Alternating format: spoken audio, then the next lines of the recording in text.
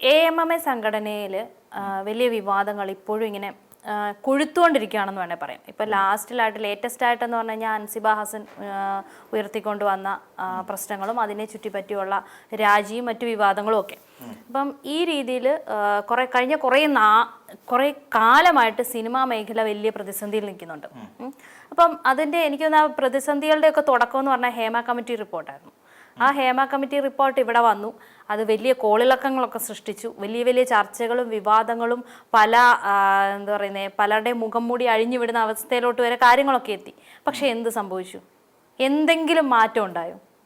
ഒരു മാറ്റവും ഈ ഹേമ കമ്മിറ്റി റിപ്പോർട്ട് നടപ്പിലാക്കിയാലും ശരി ഇല്ലെങ്കിലും ശരി, ഇപ്പം നമുക്ക് മനസ്സിലാക്കാൻ പറ്റുന്ന ഒരു കാര്യം, എവിടെയാണ് ഇതിന്റെ പുതിയ വിവാദത്തിന് തുടക്കം എന്നുള്ളതാണ്. അൻസിബ ഹസൻ എന്ന് പറയുന്ന ഒരു നടിക്കെതിരായി ടിനി ടോം എന്ന് പറയുന്ന ഒരു നടൻ ഉയർത്തിയ ഒരു ഏറ്റവും വിവാദകരമായ ഒരു പ്രസ്താവന.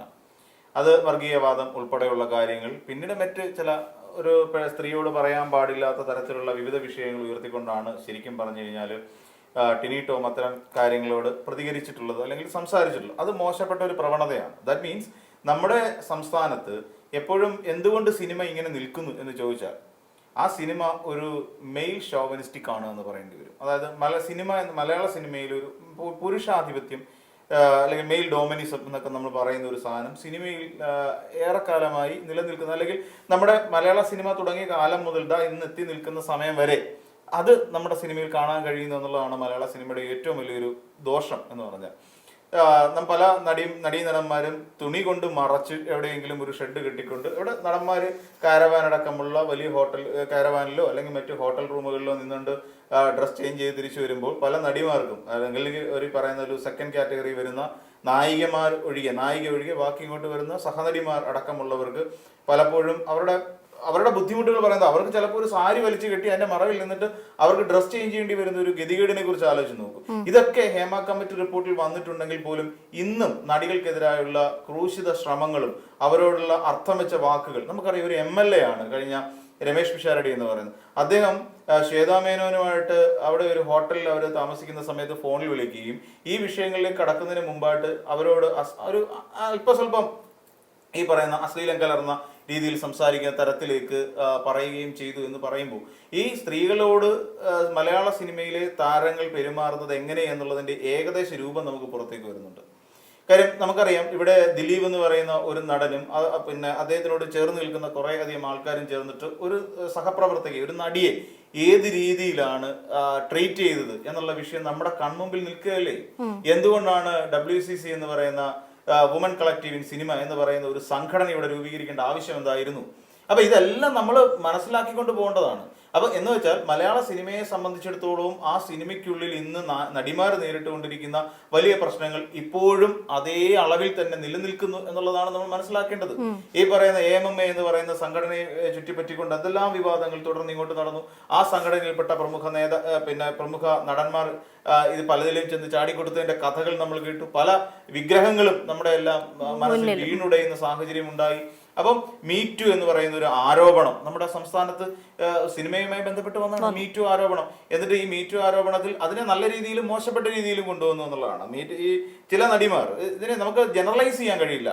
ചില നടിമാര് പുരുഷന്മാരെല്ലാം അല്ലെങ്കിൽ ഇവിടുത്തെ നമ്മുടെ നടന്മാരെല്ലാം മോശക്കാരാണ് എന്നുള്ള തലത്തിലേക്കല്ല പോകുന്നത്. ഇവിടെ നമ്മൾ നോക്കിയുള്ളൂ, ചില നടിമാർ എന്ത് ചെയ്തു, ഇത് മറ്റ് നടന്മാരെ കെണിയിലാക്കാൻ വേണ്ടി അല്ലെങ്കിൽ അവർക്കൊരു പണി കൊടുക്കാൻ വേണ്ടിയിട്ട് ഇതിനെ യൂട്ടിലൈസ് ചെയ്തു എന്നുള്ളതും ഇതിനകത്തിൽ വരുന്ന ഒരു ദൂഷ്യവശം തന്നെയാണ്. കാര്യം ബാലേന്ദ്ര മേനോനെതിരായി ഉയർന്നത്, നമ്മുടെ ജയസൂര്യക്കെതിരായി പരാതി പിന്നെ ഒരു ആരോപണം ഉയർന്നു. എന്നെ ബാത്റൂമിന്റെ സൈഡിൽ വെച്ച് ജയസൂര്യ അറ്റാക്ക് ചെയ്യാൻ ശ്രമിച്ചു അല്ലെ. പിന്നെ നിവിൻ പോളിക്കെതിരായി വരുന്നു. മുകേഷിനെതിരായി വന്ന മുകേഷിനും എതിരായിട്ട് പരാതി ഉയർന്നു വന്നു. അതിനകത്ത് ചെറിയ വാസ്തവം ഉണ്ടെന്ന് വെക്കാം. പക്ഷെ അതേ നടി ബാലേന്ദ്ര മേനോൻ എന്ന് പറയുന്ന നടന് എതിരായിട്ട് ഒരു വിവാദ പ്രസ്താവന ഉയർത്തുന്നു. ഏറ്റവും ഒടുവിൽ അവര് പോക്സോ കേസിൽ ഇവർക്കെതിരെ കേസ് വരുന്നു, നടിക്കെതിരെ കേസ് വരുന്നു. അപ്പം ചില കാര്യങ്ങളൊക്കെ പറയുമ്പോൾ അതിനകത്ത് ജെനുവിനാണ് എന്ന് നമുക്ക് തോന്നുന്നുണ്ട്. എന്നാൽ ചിലതിനകത്ത് ചില പ്രശ്നങ്ങളുണ്ട്. അപ്പോൾ നമ്മൾ മനസ്സിലാക്കേണ്ട ഒരു കാര്യം, ഇന്നും മലയാള സിനിമയിൽ നടിമാർ ചൂഷണത്തിന് വിധേയരായിക്കൊണ്ടിരിക്കുന്നു എന്നുള്ള കാര്യത്തിൽ യാതൊരു സംശയമില്ല. എന്നാൽ ഇത് കെയർഫുൾ ആയിട്ട് കൊണ്ടുപോകേണ്ടവരാണ്. ഇവിടെ പിന്നെ ഫെഫ്കെ, മാക്ട എന്നൊക്കെ പറയുന്ന പോലെയുള്ള പ്രൊഡ്യൂസേഴ്സിന്റെയും ഡയറക്ടേഴ്സിന്റെയും ബാക്കിയുള്ള സംഘടനകൾ, ഈ സംഘടനകൾക്ക് എന്ത് ചെയ്യാൻ കഴിയുന്നു എന്നുള്ളതാണ്. എന്തിനാണ് സംഘടനകൾ? ഇപ്പൊ AMMA എന്ന് പറയുന്ന സംഘടന എന്തിനാണ്?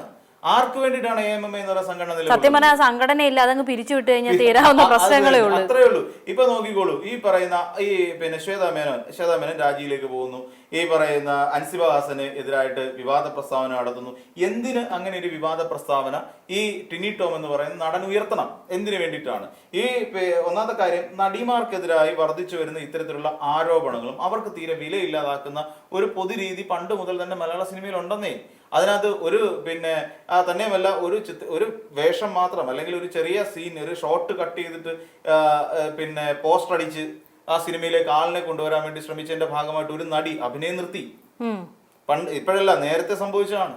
ഒരു പിന്നെ ഡ്രസ് എന്തോ ചേഞ്ച് ചെയ്യുന്നതിന്റെ ഒരു ഫോട്ടോ, അത് ആ സീനിൽ ജസ്റ്റ് പാസിംഗ് ക്യാമറയിൽ ജസ്റ്റ് ഒരു സെക്കൻഡ് പോലും ദൈർഘ്യമില്ലാത്ത, ഒരു മൈക്രോ സെക്കൻഡ് പോലും ദൈർഘ്യമില്ലാത്ത ഒരു ഷോട്ട് കട്ട് ചെയ്തിട്ട് പോസ്റ്റർ അടിച്ചു. എന്നിട്ട് ആളിനെ കയറ്റാൻ നോക്കിയപ്പോ ആ നടിക്ക് എന്ത് സംഭവിച്ചു? ആ നടിയുടെ ഒരു എന്താ പറയാ, എല്ലാ നടികന്മാരെ അവരുടെ ഒരു ഇന്റഗ്രിറ്റി ഉണ്ട്, അത് ചോദ്യം ചെയ്യപ്പെട്ടിട്ട് ആ നടി പിന്നീട് സിനിമയിൽ അഭിനയിച്ചിട്ടേ ഇല്ല. ഒരു കരിയർ ഇല്ലാതാക്കുന്ന അവസ്ഥ ആലോചിച്ച് നോക്കിക്കോളൂ. നമുക്കറിയാം, നമ്മുടെ പാർവതി തിരുവോത്ത് എന്ന് പറയുന്ന ഒരു നടി, ആ പാർവതി തിരുവോത്ത് എന്ന് പറയുന്ന നടി അവർ കൃത്യമായി ചില ആരോപണങ്ങൾ അല്ലെങ്കിൽ അവർക്ക് തോന്നിയ കാര്യങ്ങൾ അവർ സിനിമയിൽ അല്ലെങ്കിൽ മാധ്യമങ്ങളുടെ മുന്നിൽ വന്നുകൊണ്ട് പറഞ്ഞു. ആ പറഞ്ഞതിന് ശേഷം ആ നടിയുടെ അവസ്ഥ എന്തായി നമ്മൾ ആലോചിച്ച് നോക്കും. അതായത് നമ്മുടെ ഈ ഒരു മെയിൽ ഡോമിനിസത്തിന് എതിരായി സംസാരിക്കപ്പെടുന്ന പലരെയും നിശബ്ദരാക്കുന്ന ഒരു രീതി, അല്ലെങ്കിൽ നിശബ്ദരാക്കുകയോ അല്ലെങ്കിൽ അവർക്ക് സിനിമയിൽ ചാൻസ് നൽകാതിരിക്കുകയോ ചെയ്യുന്ന ഒരു പൊതു രീതിയിൽ അവരെ ഒതുക്കി കളയുക. അവർ പിന്നെ സിനിമയിൽ ഇല്ല. നമുക്കറിയാം, പിന്നെ ഇന്ന് നമുക്ക് മഞ്ജു വാര്യർ നല്ലൊരു നടിയല്ലേ, എന്നിട്ട് ഇപ്പം എത്ര ചാൻസുകൾ മഞ്ജു വാര്യറിലേക്ക് വരുന്നുണ്ട്. അപ്പൊ ഈ സിനിമ എന്ന് പറഞ്ഞു കഴിഞ്ഞാൽ, മലയാള സിനിമ എന്ന് പറയുന്നത് ചിലർ കൈയടക്കി വെച്ചിരിക്കുന്ന ഒരു സാഹചര്യത്തിലേക്ക് പൊയ്ക്കൊണ്ടിരിക്കുന്നു എന്നുള്ളത് വാസ്തവമാണ്. അതിലും ആണുങ്ങളുടേതായ പുരുഷ കേന്ദ്രീകൃതമായ ഒരു വ്യവസ്ഥിതിയാണ് ശരിക്കും മലയാള സിനിമ എന്ന് പറയുന്നത്. അതുകൊണ്ട് ഈ ഹേമ കമ്മിറ്റി അല്ല, ഇനി ഏത് കമ്മിറ്റി റിപ്പോർട്ട് നമ്മുടെ കേരളത്തിൽ സിനിമയെ ചുറ്റിപ്പറ്റി വന്നിരുന്നാലും ശരി, ഇതൊന്നും നമ്മുടെ നാട്ടിൽ നടപ്പിലാകാൻ പോകുന്നില്ല. അവരനുഭവിച്ചുകൊണ്ടിരുന്ന ആ രണ്ടാം പൗരന്മാർ എന്ന് പറയുന്ന ഒരു ഘടകത്തിലേക്ക് മലയാള സിനിമയിലെ നടിമാരെ കൊണ്ട് എത്തിക്കുകയാണ്. ഇപ്പൊ നമ്മൾ ഈ നിലവിലുള്ള സാഹചര്യങ്ങൾ കൂടി പരിഗണിക്കുമ്പോൾ ശരിക്കും ഹേമ കമ്മിറ്റി റിപ്പോർട്ട് നടപ്പിലാക്കിയിരുന്നെങ്കിൽ ഇങ്ങനെ ഒരു പരാതി ഉയർന്നു വരില്ല. അല്ലെങ്കിൽ ടിനി ടോമിന് അങ്ങനെ പറയാനുള്ള ധൈര്യം ഉണ്ടാകില്ലായിരുന്നു. ടിനി ടോം ആരാണ്?